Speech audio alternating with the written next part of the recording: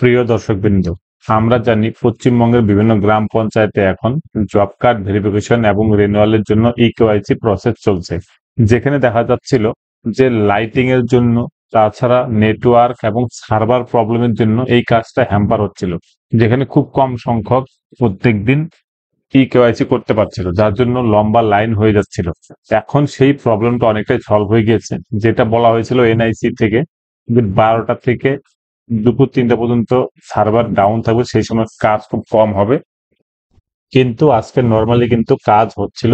কিছু জায়গায় লাইটিং এবং নেটওয়ার্ক প্রবলেমের জন্য হয়তো একটু হ্যাম্পার হচ্ছিল, তাছাড়া কিন্তু নর্মালি চলছিল। আপনাদের যেটা বলেছিলাম যে আপনাদেরকে আধার কার্ড, জব কার্ড এবং মোবাইল নাম্বার নিয়ে যেতে হবে, কারণ গ্রাম পঞ্চায়েতকে আপনাদের একটা যে রেজিস্টার দেখাচ্ছে সেটা দিয়েছে, সেই রেজিস্টার কিন্তু ফিল আপ করতে হচ্ছে।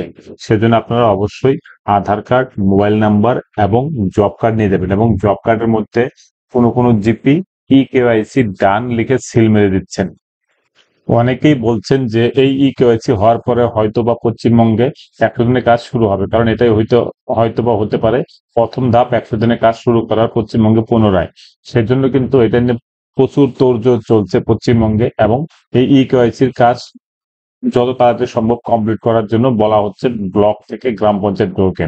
আপনি যদি এনএসডিএস এর সাইট, অর্থাৎ 100 দিনের কাজের যে ওয়েবসাইট রয়েছে সেটা যদি খুলতে চান, তাহলে পরে গিয়ে লিখবেন এমজেনআরজেস, তারপরে কিন্তু এরকম পেজ ওপেন হয়ে যাবে আপনার সামনে। সেখান থেকে আপনি দেখতে পারবেন যে আপনার গ্রাম পঞ্চায়েতে কতগুলো হলো।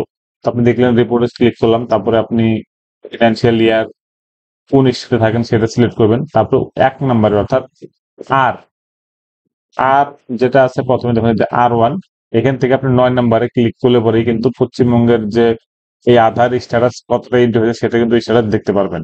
ঠিক আছে, এবার দেখেন, দেখতে পাচ্ছেন আধার সিলেক্ট কতগুলো হয়েছে বা ইকেওয়াইসি কতগুলো হলো সেটা কিন্তু এখানে দেখাচ্ছে। তারপর দেখেন আপনি জেলা ভিত্তিকও এখানে আপনি রিপোর্ট পেয়ে যাবেন এখান থেকে। তা আপনার কোন জেলা সেটা দেখে নেবেন, বা আপনার কোন গ্রাম পঞ্চায়েত সেটা কিন্তু আপনি দেখতে পারবেন যে কতগুলো হলো। ঠিক আছে, এটা একটা প্রসেস। আর যে গাইডলাইনটা এসেছিল এই ইকেওয়াইসি করার জন্য সেটা হলো এটা। এটা কিন্তু কলকাতা থেকে এসেছিল, অর্থাৎ দেখতে পাচ্ছেন আপনি panchayat and rural development department Paschimbanga, সেখান থেকে চিঠিটি করেছিল, যেখানে বলা হয়েছিল যে জব কার্ড ভেরিফিকেশন অ্যান্ড রিনিউয়ালের কাজ দ্রুত শেষ করতে হবে, কারণ এটা টাইম বাউন্ডিং কাজ।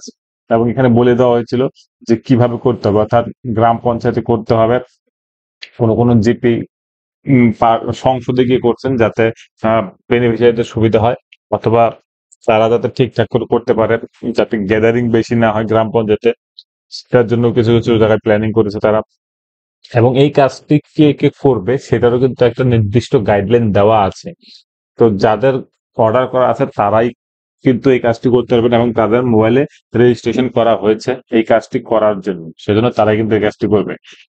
এইটা নিয়ে বিভিন্ন ব্লকে দেখা যাচ্ছে যে ভীষণ, যেহেতু ভাইটাল এই কাজ, সেজন্য পূজার ছুটিতেও হয়তোবা কিছু কিছু জায়গায় এই কাজগুলো হবে। তো আপনারা অবশ্যই খোঁজ রাখবেন যে কোথায় কবে হচ্ছে আপনাদের গ্রাম পঞ্চায়েতে এই জব কার্ড ভেরিফিকেশন এবং রিনিউয়ালের জন্য কাজ।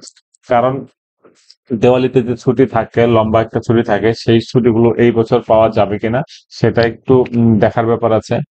আর এটা আপনারা দেখতে পাচ্ছেন গভর্নমেন্ট অফ ইন্ডিয়া থেকে যে অর্ডারটা এসেছিল, সেই অর্ডার এটি কিভাবে করতে হবে, কারা করবেন, সেখানে ডিটেলসে কিন্তু দেওয়া আছে। আমি আপনাদের আগের ভিডিওতে কিন্তু এটা বলেও দিয়েছিলাম যে কি করতে হবে। তো আপনাদের আমি আরেকটা জিনিস বলি, এই ভিডিওগুলো কিন্তু আরো আসবে, অর্থাৎ আরো ভাইটাল ভাইটাল ভিডিও কিন্তু আসতে চলেছে। সেজন্য বলবো, যদি চ্যানেলটিতে নতুন হয়ে থাকেন তাহলে অবশ্যই চ্যানেলটিকে সাবস্ক্রাইব করবেন, এবং ভালো লাগলে লাইক কমেন্ট শেয়ার করতে বন্ধুদের সাথে একদমই ভুলবেন না। আর একটা জিনিস বলি, যদি কিছু জানা থাকে অবশ্যই কমেন্ট করবেন, কিন্তু ভুলভাল কমেন্ট কেউ করবেন না, কারণ আমি প্রত্যেকটা কমেন্টের উত্তর দেওয়ার চেষ্টা করি। আর আমি কোনো পলিটিক্যাল পার্সন নই, আমি একদম নিরপেক্ষভাবে সমস্ত কিছু করার চেষ্টা করি সবার সুবিধার জন্য। ধন্যবাদ।